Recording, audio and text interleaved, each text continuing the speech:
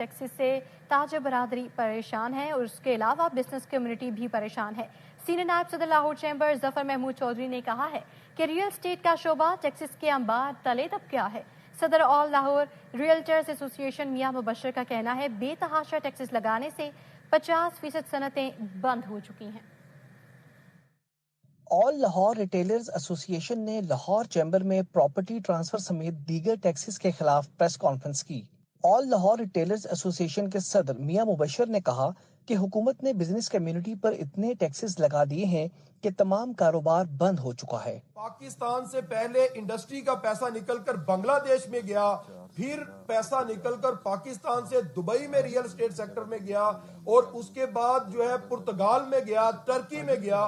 تو میرا ایک سوال یہ ہے کہ ہم اس کے بعد دوبارہ پھر انہی پالیسیز کو جب ریپیٹ کرتے ہیں، اگلا سال جو ہے اس سے زیادہ برا ہوگا۔ سینئر نائب صدر لاہور چیمبر ظفر محمود چودھری کا کہنا تھا کہ ملک کی 50% صنعتیں بند ہو چکی ہیں، کروڑوں افراد بے روزگار ہو چکے ہیں، کنسٹرکشن انڈسٹری کا پہیہ بالکل رک چکا ہے۔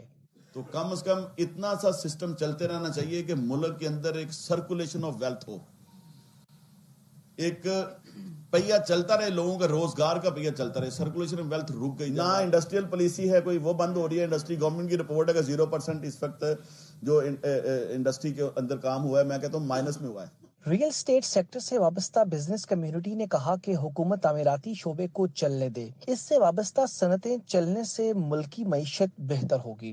پریس کانفرنس میں سیکرٹری جنرل پیٹما وقار علی، صدر منٹ کمنی مارکیٹ اعجاز بٹ سمیت دیگر موجود تھے۔